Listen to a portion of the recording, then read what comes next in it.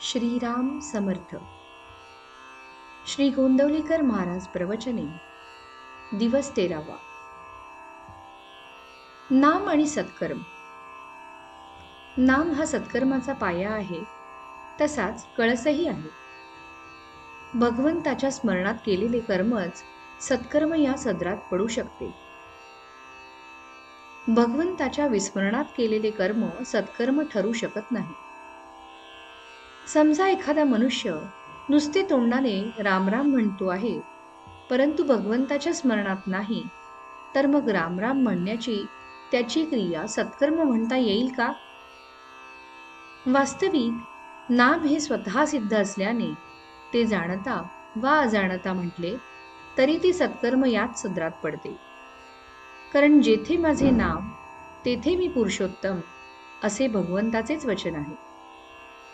म्हणून नामाचा उच्चार आणि भगवंत या दोन गोष्टी निराळ्या असूच शकत नाही. मुखाने नाम म्हणणाऱ्याचे लक्ष भगवंताकडे असो वा नसो, ते सत्कृत्य याच सदरात पडते. इतर कर्मे आणि नाम घेण्याचे कर्म यात जो मोठा फरक आहे तो हाच की इतर कर्मांना पूर्णत्व किंवा सत्यत्व नामाने येते, तर उलट पक्षी नाम आणि अपूर्णत्व या गोष्टी एकत्र संभवतच नाही. म्हणून नाम भगवंताच्या स्मरणात घेतले किंवा कसे हा प्रश्नच उद्भवत नाही. किंबहुना नाम मुखी आले की सत्कर्मे होऊच लागतात. मूल झाले की मुलाच्या आईला पाना फुटणे, मुलाचे लाड करणे, त्याच्यावर सर्वतोपरीने प्रेम करणे या गोष्टी जशा न शिकवता सहजच होतात, तशीच स्थिती नाम घेणाऱ्याची सत्कर्माच्या बाबतीत होते. इतकेच नव्हे तर त्या आईला जर म्हटले की तू मुलाला जवळ ठेव पण त्याच्यावर प्रेम वगैरे करू नकोस, तर ते जसे तिला शक्य नाही, त्याचप्रमाणे नाम घेणाऱ्याला सत्कर्मे टाळू म्हटले तरी टाळता येणार नाही. सत्कर्मे फळाला आली असे केव्हा म्हणता येईल, तर भगवंताचे नाम मुखी येईल तेव्हाच.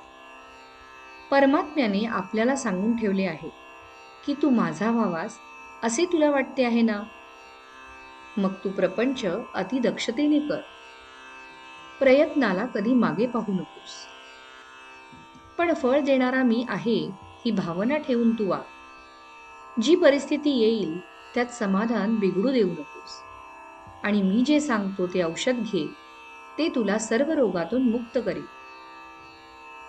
आणि ते औषध जर कोणते असेल तर ते माझे नाम हे होय. त्या नामाचा खरोखर तुम्ही अभ्यास करा. तुम्ही सर्वांनी असा निश्चय करा की नामाशिवाय जगणे हे खरे नाही. नामाशिवाय जगू नये असे मला खरोखर मनापासून वाटते. नामावरची निष्ठा कसे काम करते हे निष्ठेने नाम घेणाऱ्यालाच कळेल.